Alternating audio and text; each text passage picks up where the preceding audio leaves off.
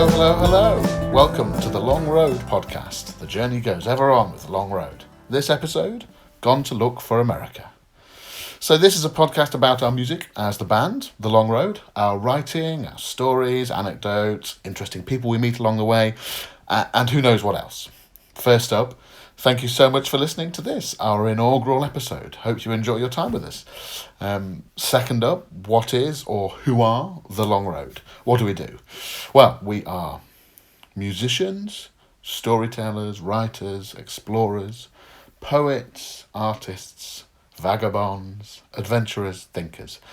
Essentially, there's four of us. There's me. I'm Chris, the Bishop Lydon. I play tuba and piano. I sing backing vocals. I play percussion. Co-write songs with other members of the band. I generally try to keep things on track musically when we're rehearsing for shows or recording in the studio.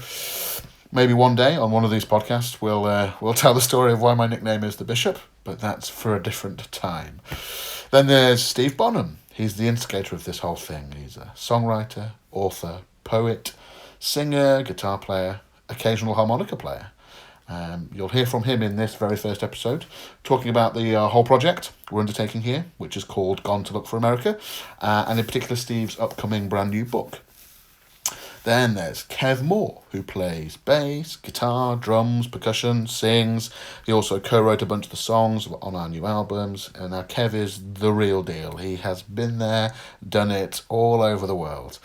And then there's John Humphreys. He plays banjo, guitar, resonator guitar, fiddle, percussion. He's another man of very, very fine musical talents. And together, we are The Long Road. And we're on a mission.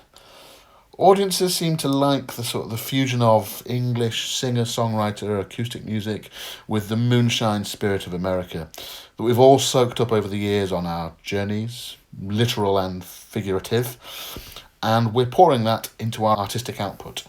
We want to bring this fusion to audiences around the world. A little bit English, a little bit American, that Anglo-Americana vibe, a little bit country, a little bit jazzy, a little bit rocky. It's a melting pot of styles musically for sure. Over the last 18 months, we've been working on this Gone to Look for America project. Specifically, we've been recording not one, but two albums in the studio, which are released officially today. Yay! Friday, September the 14th, 2018. We are releasing the two albums. The first one is called The Girl with the Rattlesnake Heart, and it features mostly original songs, and it's what we like to call a renegade Americana. Acoustic music at full throttle. The second album is called Reliance, a mixture of originals and covers, a collection of great songs. Some of them a little bit obscure, but they just speak to us of the America we knew or the America that we want to know again. Now, there's going to be more on both of these new albums as the podcasts progress in the coming weeks and months. So as part of the bigger project, we decided to make this series of podcasts. Right now, we've got a plan for releasing 8 between now and Christmas, every 2 weeks on a Friday, so look out for them. We're just starting out, so forgive us if the tech is a little bit wobbly to begin with. Episode 1 was recorded in Steve's front room onto our phones, so we're exploring as we go here. But hopefully you'll enjoy the content we've got planned, insights into the bands, insights into the journey we're on, some chats with friends and people we meet along the way, some of our passions and experiences, and hopefully we'll have you all along for the journey as well. Now, this week's episode is speaking to the man who started this whole thing off, the man, the myth, the moonshine manufacturer himself, Steve Bonham. Steve is just about to launch his brand new book called A Beautiful Broken Dream this weekend. Launch event in Derbyshire, our home county, and London. If you want to come along to those launch events, just have a look for Steve Bonham, Bonham, on Facebook, and drop him a message. They are Saturday the 15th of September in Ashbourne, Derbyshire, and Monday the 17th of September in London. They're the two launch events. They're invite only, but Steve would be delighted to send you an invite if you're interested, so just drop Steve a line.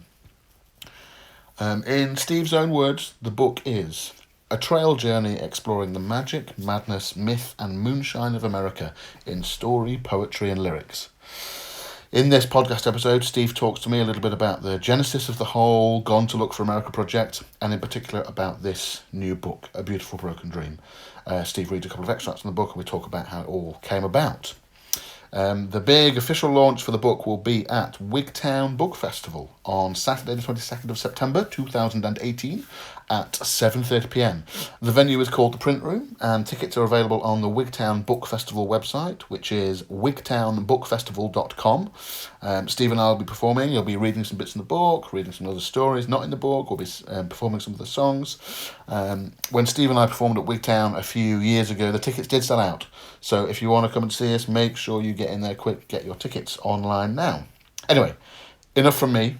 I'm going to hand over to Steve now as he talks about the whole Gone to Look for America project and his brand new book, A Beautiful Broken Dream. Enjoy the show.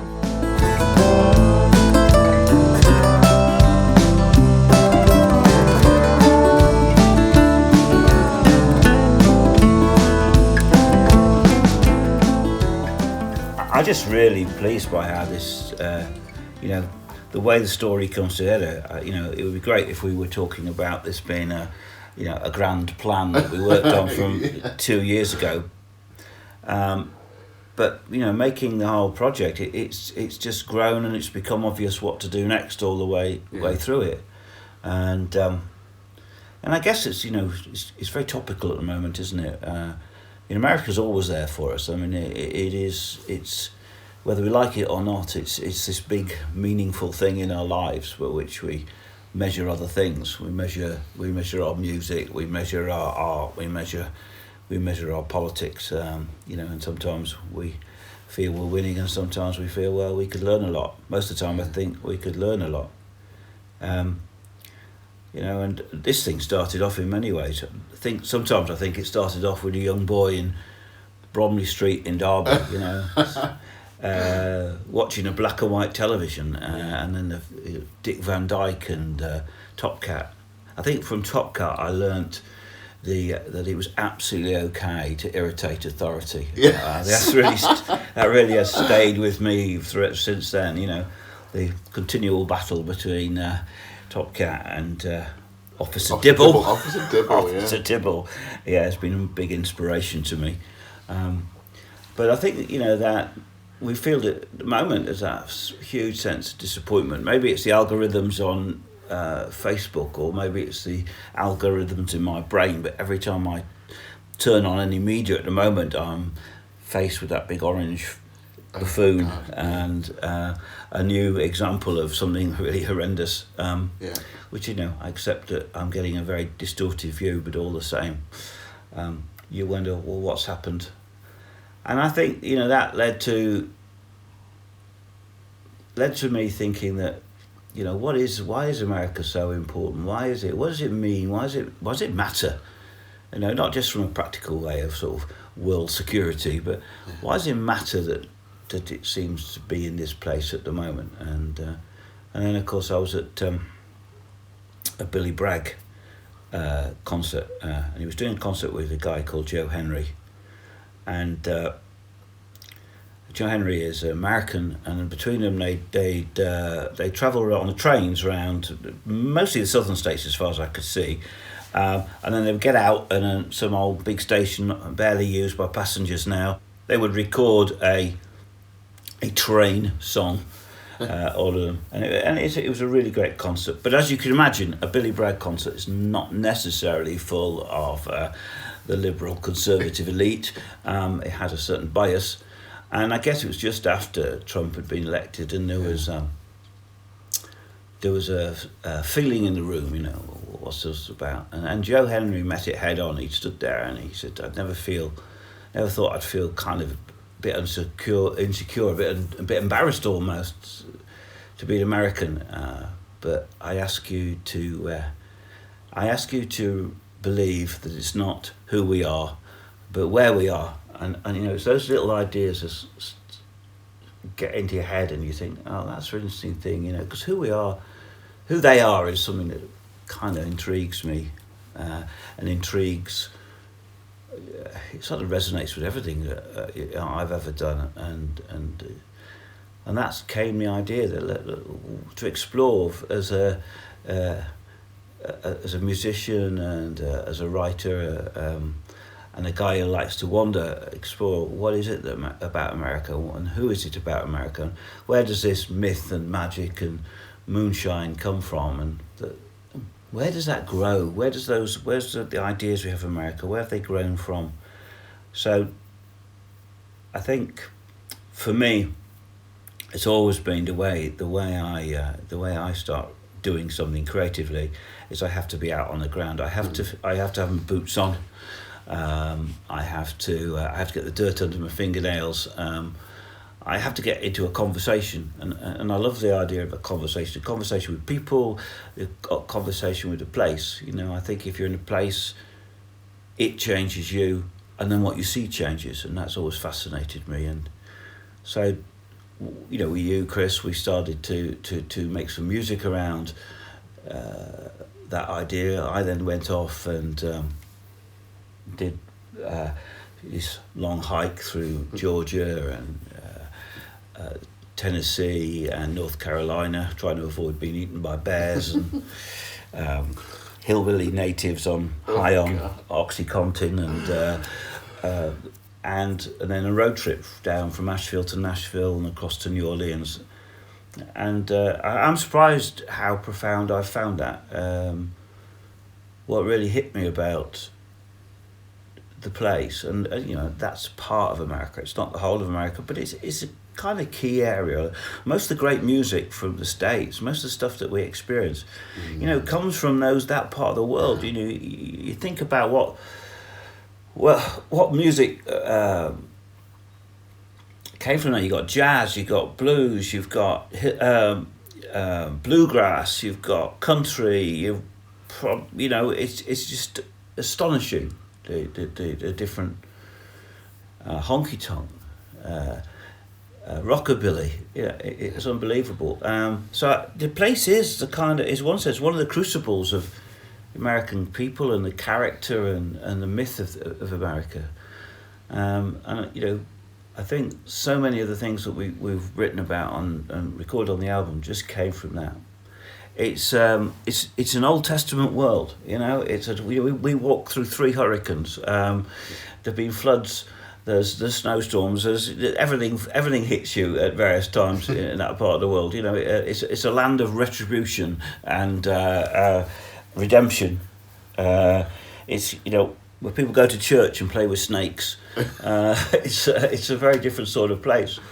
And recording the album, those albums, definitely, I think it was a fantastic. To me, funnily enough, it's one of the kind of things that loop back. What I realised was I had that music in my head all my life, and I kind of remember that, my mum, for some reason I'll never know because she's not with us now, she sang lots of American folk songs when I was very young, and it was nice to go back. And working with you guys, it's been a great experience. I mean, we didn't intend to write. We didn't intend.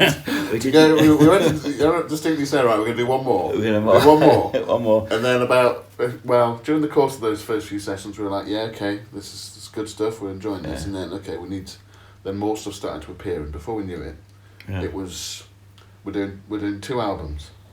Oops. And it's worked because I think we were all, funnily enough, I think we were all engaged in a similar journey. Yeah. And I think having John on, bringing in that resonator guitar and the banjo, and then Kev, who's distilled American music, distilled rock, is the real deal. That just came together in a very special way. So it's very exciting having the 2 albums, and then writing the book just seemed to be the natural part of it, the idea of a trail journal, So most of the book, which is, obviously going to get launched soon, most of the book is a fairly literal transcription of the stuff I wrote on the trail. I would, each night we would put up the tents, hang all our food and everything as high as we could in a tree, so the bears can't get it. You have to put everything up there, Chris. One of the things that really struck me is bears have a high sense of personal hygiene, and it's not just the food they eat. They'll take the toothpaste and soap as well. Wow. Anyway, so in the middle of nowhere, you know, I mean, you really are on your own for days on end. You know, I'd settle down in my tent and write a couple of hundred or so words with my head torch, and that became the book. You know, it's not. I think to me, it's how I do it anyway. I mean, other people like to do lots of desk research, which of course makes the book hopefully interesting, but it could be spectacularly wrong. It's an experimental way of doing things. So, and I think we've started on a journey that, well, that we haven't finished yet. You know, I think taking that stuff on the road as the band, and as the stuff that we're going to do with both as a solo and the book festival stuff. It's going to be really interesting. So, yeah, some great stuff coming up. The book's getting launched at Wigtown Book Festival in a couple of weeks, and a little event here in Derbyshire and one down in London before then. And then I'm going back to New Mexico. I think there's more stuff to be and stuff. You know, I'm hanging out with an old Native American tribe who have not changed at all. I'm going gold prospecting. There's songs in their hills. There's songs in those hills. It's exciting times. Yeah, looking forward to it.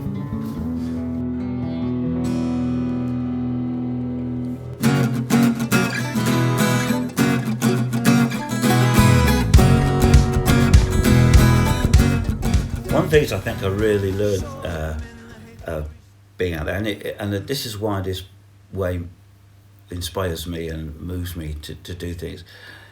But I realised that for the people who came to America, and there's a whole different sorts of stories about them, and obviously some of them are very sad. But the enormity of what they did is quite astonishing, and to create your own life in the wilderness is an amazingly hard and tough and almost brutal experience. And these guys were living outside of everything they'd ever experienced before, and uniquely had to create a new life in that. And the big thing that sort of really struck me was there is a kind of concept called the borderlands. I think it's a physical place. It's also a psychological place. When you kind of move away from what's normal, what do you take with you, and what do you leave behind? That becomes really what do you take with you in tools and kit, and what do you take with you in ideas and ways of doing things. And it's almost beyond a human being to do that easily and well. And some of the great things about America is they've done some of it really well and some of it really, really badly, perhaps. But take a very practical example of that is I've done lots of treks in my life, but I've never done what's called through hiking, where you have to carry everything. For 8 days, we carried everything on our backs, and Denny, my companion, very efficient, had light, gravity defying backpack. I had Boris. Boris the backpack. Boris I named after our then current foreign secretary, because he badly designed and totally lacking moral compass.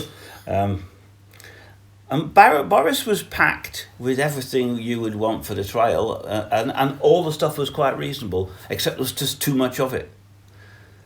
So I didn't know before I went what would be important. There's nothing. I hadn't put a cocktail cabinet or shaker in there. I just taken too much stuff, but it was all logical, and I didn't know what to put down. And that was a great lesson. And that's called a metaphor, if you like.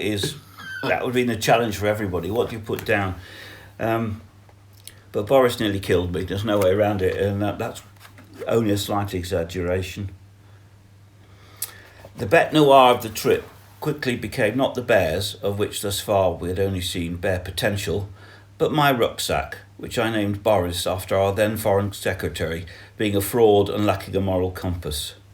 Never has a pack been so ill-suited to a particular challenge. Okay, some of the issue was too hastily bought supplies adding too much weight, but Boris made you put the heavier stuff, the water, at the back of the pack, vastly increasing its leverage. Putting it on entails swinging it across from one arm to another in a huge arc. The pack at its heaviest weighed over 18 kilograms. Dinny's, in comparison, weighed a self-levitating 8 kilograms. The force of travel had a tendency to lift me off my feet. Dinny learned to stand well clear. Once on, shoulder straps had to be untangled. The sternum strap tended to go for the jugular, and adjustments had to be made to ease the intense pain that quickly arose in my left shoulder blade. No way round it, Boris was a beast. Or a bastard. One day, crossing a creek, I took my pack off to wash my feet in the stream. When I put it back on, the belly straps had become tangled behind me. I couldn't be bothered to take the pack off again, so I lay on my back, on my pack, on the bridge, and struggled to lift my body clear to free the straps. I probably looked like I was doing some sort of prenatal exercises. On my chest was lying some old blue checked boxer shorts, which I was using to provide padding between the straps and my bony shoulder. I must have closed my eyes with exertion, as a voice out of the blue suddenly asked, "You all right, sir?" When I opened my eyes, squinting against the sun, I saw a sporty-looking American girl with lycra leggings, long hair, framing a worried-looking face. Absolutely, I replied. "Just testing out this backpack. Seems to be working fine. Good make, Boris. Sturdy." "Oh, okay," she said doubtfully. "Can you recommend a good walk for me and my friend?"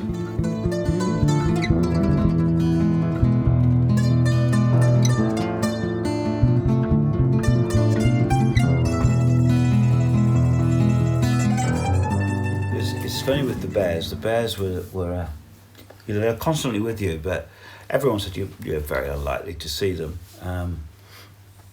But on the other hand, you need to always be aware of them.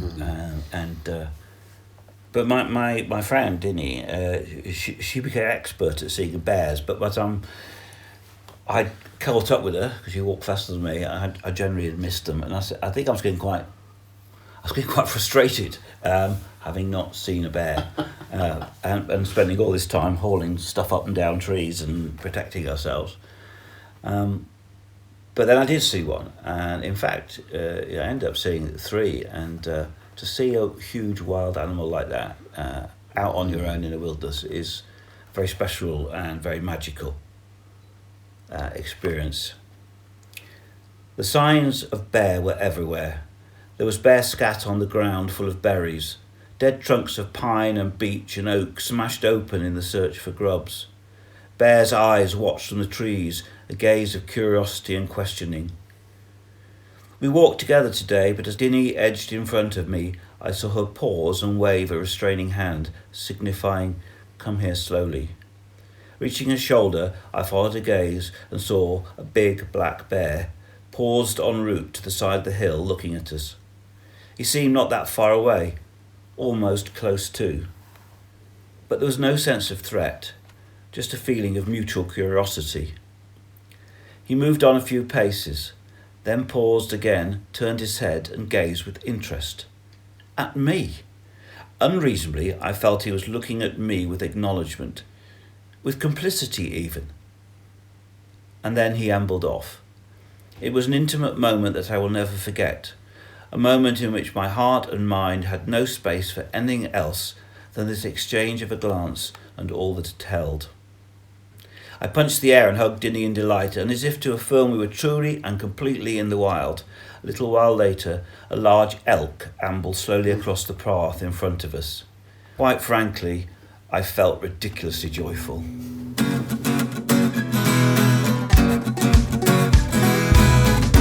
So there you go. That was Steve Bonham talking about and reading from his brand new book, A Beautiful Broken Dream, which is available online from vagabondphilosopher.com. That is vagabondphilosopher.com, Steve's website, where you'll find all the stuff about the long road as well.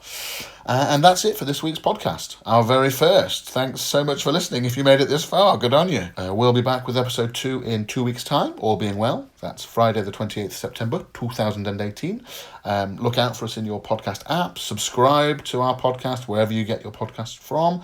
You should find us there. You'll be able to check out past episodes on the website, vagabondphilosopher.com. You can follow us on Twitter. Steve is on @SteveBonham01. I'm on Das Chris Lydon, Lydon. Kev is on More Music, Moore Music. And John's not on Twitter yet, so maybe we'll start a campaign to get John on Twitter. I don't know. You can find Steve Bonham on Facebook. You can connect with us on there. You can see videos and links to music and other bits and bobs. You can listen to full tracks from the new albums on Spotify. We put some samples up on there. You can buy the complete albums called The Girl with the Rattlesnake Heart and Reliance, and the book, A Beautiful Broken Dream, at vagabondphilosopher.com. Now, if you buy the book, you get a code that will get you 10 free track downloads from the website, so you can sort of build your own album. And the next great thing is you also get to do that for a friend as well. So not only do you get 10 free download tracks, you can give your friend a code to get 10 free download tracks. How great is that? The albums are also available as beautiful limited edition 12-inch vinyls with artwork by Mal Mackenzie. There are also limited edition CDs, and you can also just buy and download the full album digitally, all from vagabondphilosopher.com. Okay, that's it for now. Thanks once again for listening, and the journey with the long road continues in a couple of weeks. Bye for now.